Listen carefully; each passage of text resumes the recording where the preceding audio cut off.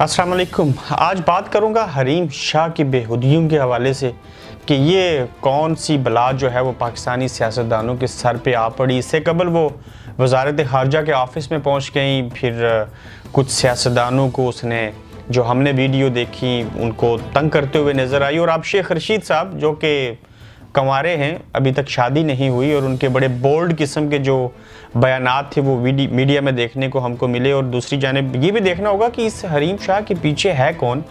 हमारा पाकिस्तानी मीडिया तो है रेटिंग के लिए कभी भी किसी को भी कहीं से भी दावत दे सकता है, और वकार ज़का एक ऐसा नाम कि उसके साथ जब मैंने इस लड़की को देखा तो उसने तो इंतहा कर दी। खैर, अपने अपने गोल होते हैं, मुझे भी इसके ऊपर बात नहीं करनी चाहिए, लेकिन मैंने आपको बताना है कि इसके पीछे क्या दास्तान है। ये लड़की हो के और एक सैयद कबीले से हो के जिसका नाम हरीम शाह है, वो कभी अपने आप को बात करते हुए देखें तो किसी औरत का तो इस लेवल का कॉन्फिडेंस और इस तरह के तो अल्फाज ही नहीं होने चाहिए, और वो भी कैमरे के सामने टिकटॉक से गर्ल से वो मशहूर होते होते सियासतदानों के बेडरूम तक जा पहुंची। और अब शेख रशीद साहब के साथ उसने ना सिर्फ ये कहा कि एक वीडियो में कि उन्होंने हमारे साथ नकाह यानी कि एक मसले का सिस्टम है वो उन्होंने किया।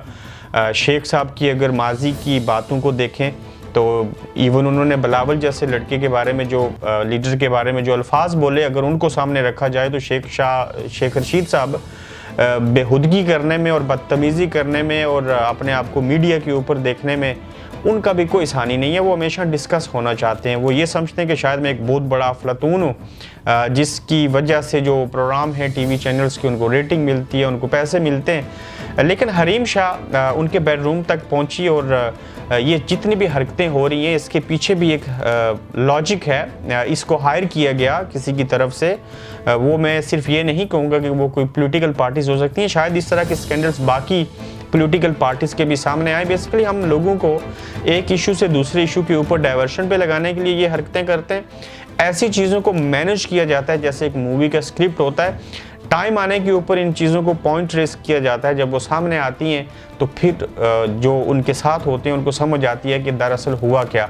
अब इस लड़की की अगर बातें सुने तो एक तो इसको एक लड़की होते हुए इस तरह से जेब नहीं देता। दूसरा, मेरे ख्याल से जैसे आपने सुना होगा नाम हीरा मंडी, वो जो कोठे वाली होती हैं जिनको उर्दू के एक लफ्ज़ में तवाइफ कहते हैं, ये को उस कैटेगरी में शामिल होती है जिसको फेम चाहिए। उसके लिए चाहे उसकी इज़्ज़त चली जाए या किसी दूसरे की इज़्ज़त चली जाए, उससे कोई फ़र्क नहीं पड़ता। लेकिन शेख साहब भी इस लड़की की ज़द में आए, और सबसे बड़ा ब्लंडर जो कि शायद अगले दिनों में हो कि उसने कहा कि अगर आप लोग मुझे तंग करेंगे या कोई ऐसी चीज़ होगी तो मैं मुल्क के जो प्राइम मिनिस्टर हैं उनके बारे में भी मेरे पास कुछ चीज़ें हैं तो वो भी मैं सामने लेके आऊँगी। यानी कि एक आम सी लड़की या ख़ास सी लड़की जो है वो अपने और हमारे मुल्क के एक प्राइम मिनिस्टर को भी ब्लैकमेल कर सकती है, और ऐसे सोशल मीडिया के ऊपर लिख सकती है जिसको कोई नहीं पूछ सकता, और वो मीडिया की जीनत भी बनती है। और सोशल मीडिया तो डेफिनेटली ये हरकतें तो होती हैं उसके ऊपर।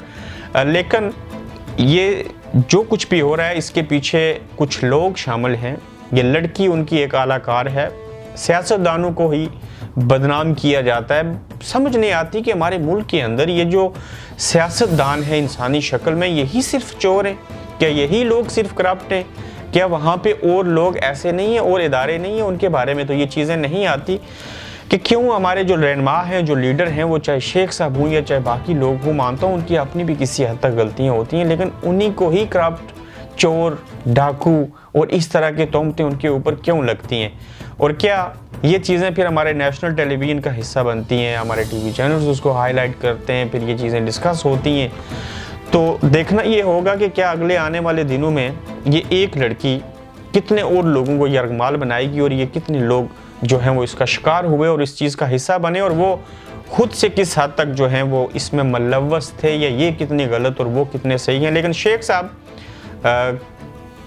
का जो लाइफ स्टाइल है उसको देखा जाए, उनके अल्फाज को देखा जाए, उनकी बाकी हरकतों को देखा जाए और माजी को देखा जाए, तो मेरे ख्याल से शेख साहब वाली बात गलत नहीं होगी, चूँकि वो इस तरह की सोच रखने वाले और इस तरह के इंसान हैं, ये उनकी बातों से लगता है। मेरे ख्याल से उनको कोई सबक तो हासिल नहीं होगा ऐसे लोगों को। अगर ये चीज़ होती तो शायद वो इससे कबल ना करते। मानता हूँ लड़की से आप इस्लामिकली जब आप शादी करते हैं तो आपका ईमान कंप्लीट होता है। टीवी चैनल का कोई एडवर्ट बगैर खातून के लड़की के वो कंप्लीट नहीं है। ज़िंदगी के हर शुबे में इसका साथ है। जन्नत में कहा गया ये हूरों की शक्ल में आपको मिलेगी, लेकिन कम से कम इस दुनिया के अंदर जिस तरह से अब पाकिस्तानी सियासतदान या बाकी लोग जो हरकतें कर रहे हैं, जो कुछ हम देख रहे हैं, ये हमारी सोसाइटी के लिए, हमारी आने वाली नस्लों के लिए और हमारे पॉलिटिकल सिस्टम के लिए, ओवरऑल सोसाइटी के लिए ये चीज़ें अच्छी नहीं हैं। इसके ऊपर मज़ीद बात क्या करनी, लेकिन अगले आने वाले दिनों में या हफ्तों में ये समझ आ जाएगी कि ये जो चीज़ें पॉइंट रेस की गई हैं, जो कुछ इस लड़की के ज़रिए हुआ, इसके पीछे हिकमत और लॉजिक क्या थी, ये भी आपको समझ आ जाएगी। ये बेसिकली ब्लैकमेलिंग है जो कि नहीं होनी चाहिए, और वो भी बिलखुसूस सियासतदानों के साथ। उनको भी अपना दिफा तो नहीं कहूँगा, लेकिन एहतियात ज़रूर बरतनी चाहिए, वरना एक लड़की आपके पूरे सिस्टम को यरगमाल बना सकती है।